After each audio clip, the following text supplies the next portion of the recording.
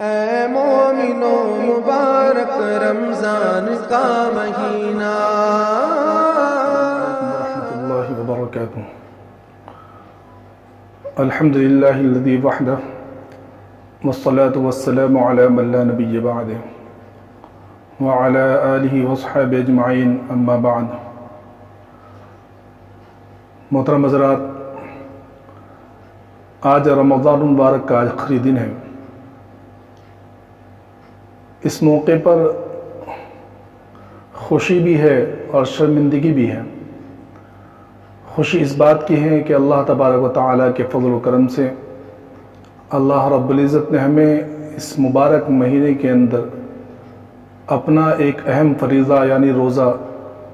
اس کے ادا کرنے کی توفیق عطا فرمائی، اور جیسی بھی ہم لوگوں سے ٹوٹی پھوٹی عبادت ہوئی ہے، ہم نے کوشش کی اور یہ سب اللہ ہی کے فضل و کرم سے ہوا ہے۔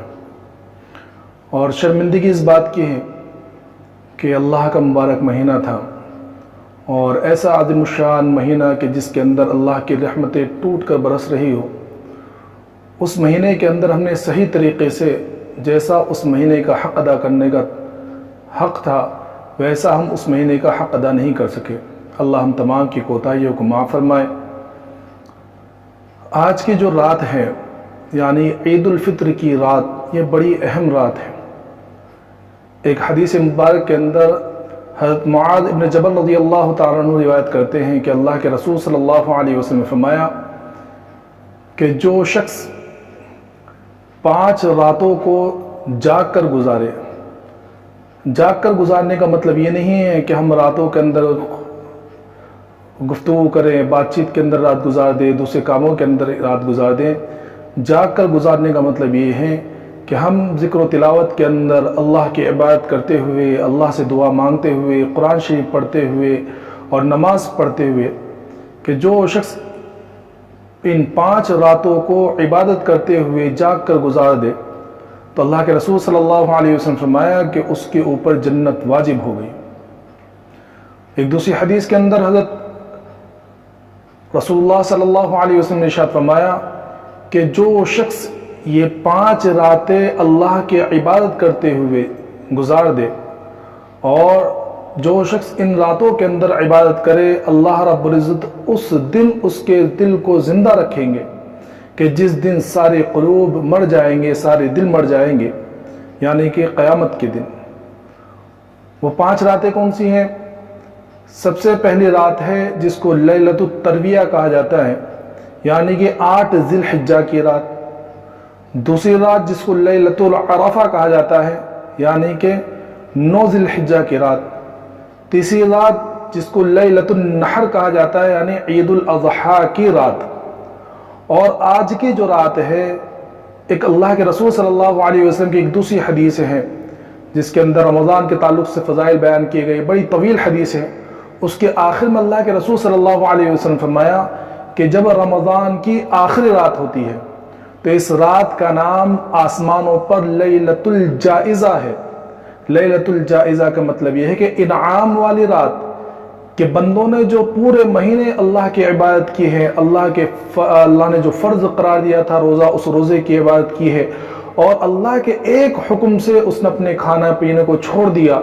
تو اللہ رب العزت اس رات کو لیلۃ الجائزہ بنا دیا، یعنی انعام والی رات۔ یہ انعام والی رات ہے کہ اللہ رب العزت ہمیں اس کے اندر انعام دیتے ہیں۔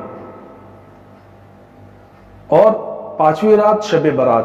کہ جو ان 5 راتوں کو جاگ کر عبادت سے گزارے گا، عبادت کرتے ہوئے گزارے گا، تو اللہ کے رسول صلی اللہ علیہ وسلم نے فرمایا کہ اس کے اوپر جنت واجب ہو چکی ہے۔ اور دوسری حدیث کے اندر فرمایا کہ اس کے دل کو اللہ رب العزت اس دن زندہ رکھے گا جس دن جو ہے تمام قلوب مر جائیں گے۔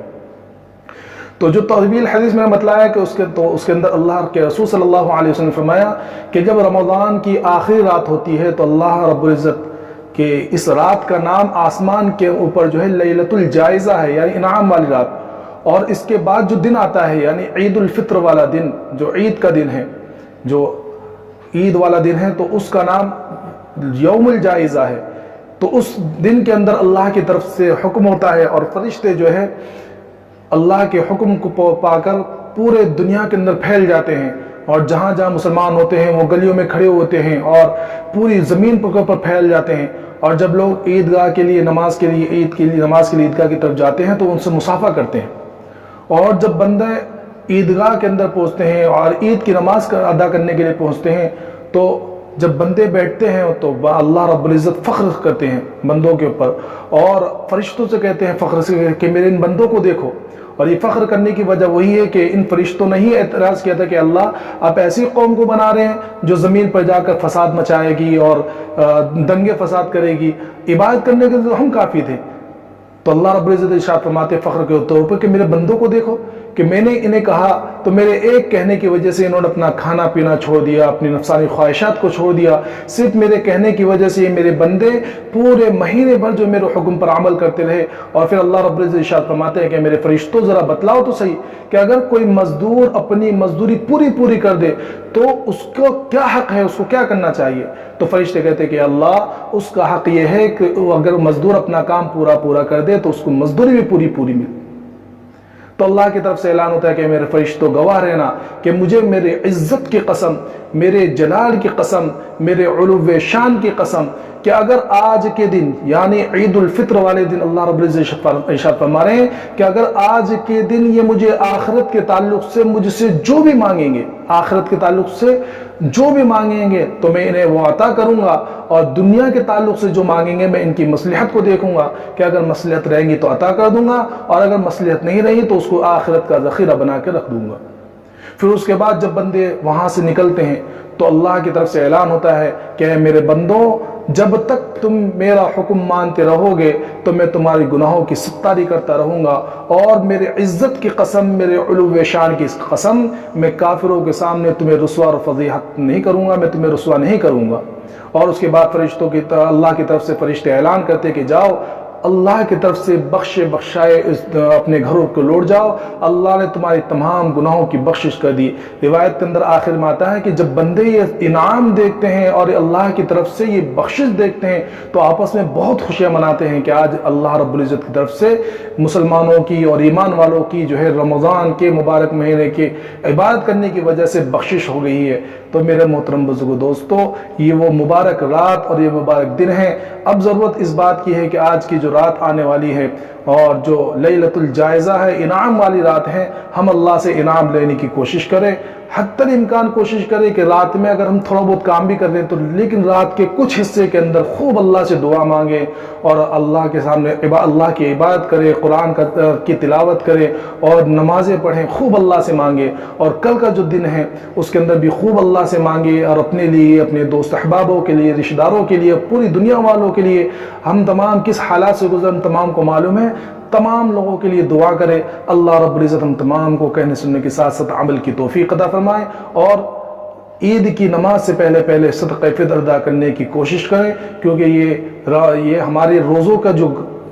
کمیاں ہو گئی ہیں روزوں کے اندر، اور جو روزے کے رمضان کی جو روزے کے اندر جو ہمیں کمیاں ہو گئی ہے، روزے ہم صحیح طریقے سے نہیں ادا کر سکے، یہ اس کا کفارہ بھی ہے، اور مسکینوں کے لیے عید کے دن جو ہے گزارے کا سامان بھی ہے، یہ حدیث پاک کا مفہوم ہے۔ اس لیے عید کی نماز میں جانے سے پہلے جو ہے عید کی نماز کو ادا کرنے سے پہلے